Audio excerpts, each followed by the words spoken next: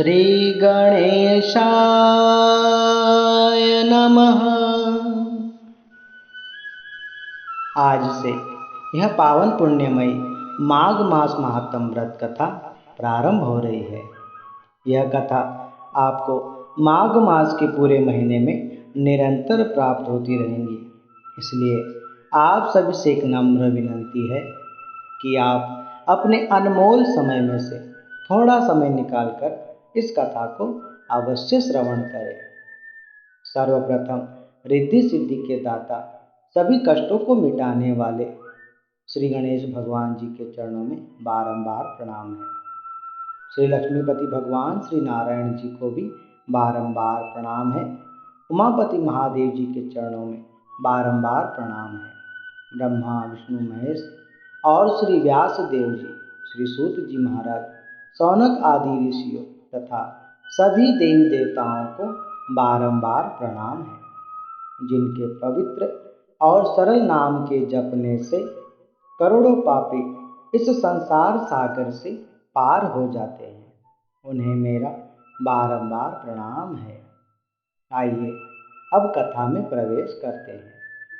माघ मास महात्म व्रत कथा, पहला अध्याय। नारायण नमस्कृत्य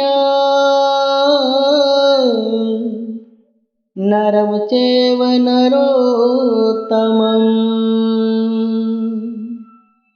देवी सरस्वती चैव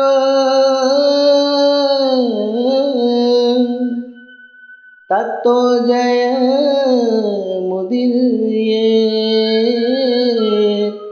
ततो जयमुदीरयेत्।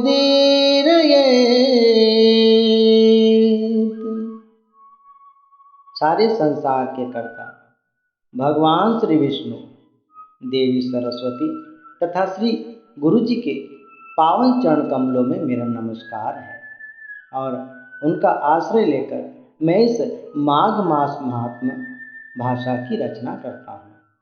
एक समय श्री सूत जी महाराज अपने गुरु श्री व्यास जी महाराज जी से कहा कि हे गुरुदेव, आप कृपा करके मुझसे माघ मास का महात्म कहिए, क्योंकि मैं आपका परम शिष्य हूँ।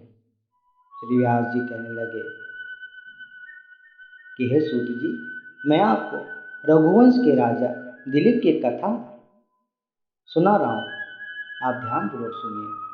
राजा दिलीप एक समय यज्ञ के स्नान के पश्चात पैरों में जूते और सुंदर वस्त्र पहनकर शिकार की सामग्री से युक्त कवच, शोभायमान आभूषण पहने हुए अपने सिपाहियों से घिरे हुए जंगल में शिकार खेलने के लिए अपनी नगरी से बाहर निकले।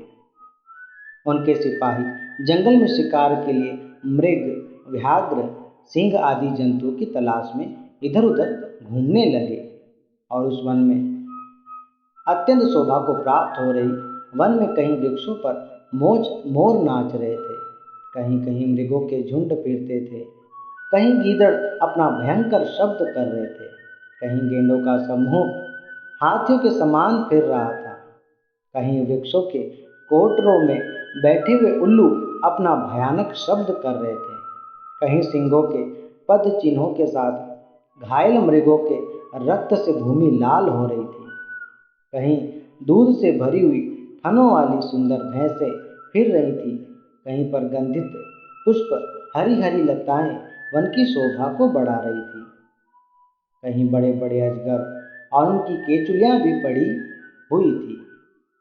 उसी समय राजा के सिपाहियों के बाजे की आवाज सुनकर एक मृग वन में से निकलकर भागने लगा और बड़ी बड़ी चौकड़ियां भरता हुआ आगे बढ़ा जा रहा था। राजा ने उसके पीछे अपना घोड़ा दौड़ाया, परंतु मृग पूर्ण शक्ति से भागने लगा।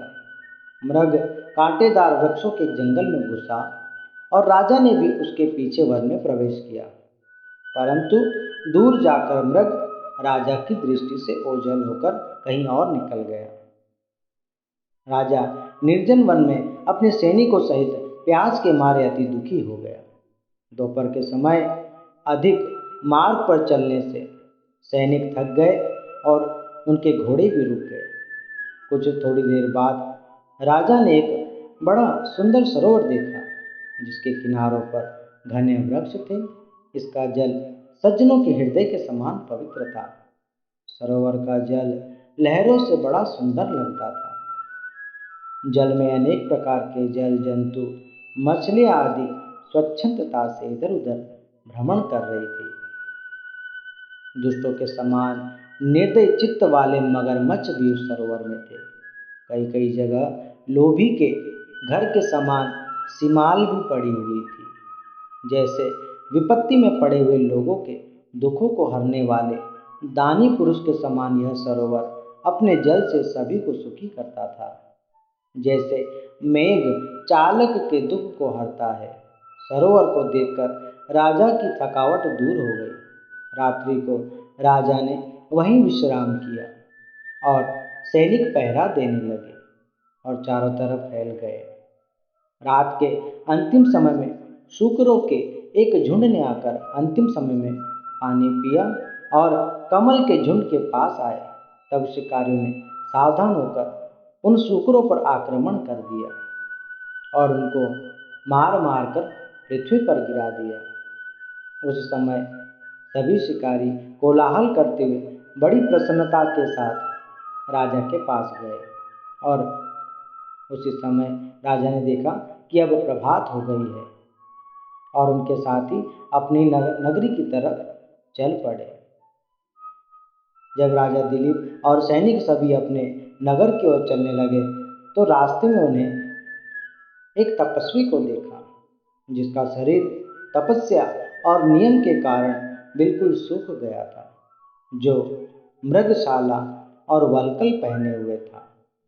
राजा ने ऐसे घोर तपस्वी को देखकर बड़े आश्चर्य से उनको प्रणाम किया और हाथ जोड़कर खड़े हो गए।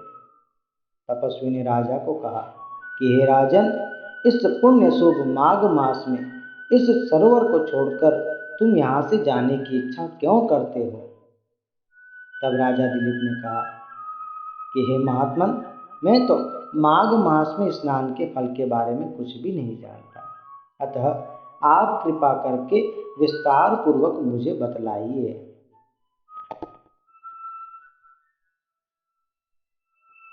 पद्म पुराण माघ मास महात्म भागवत पहला अध्याय समाप्त।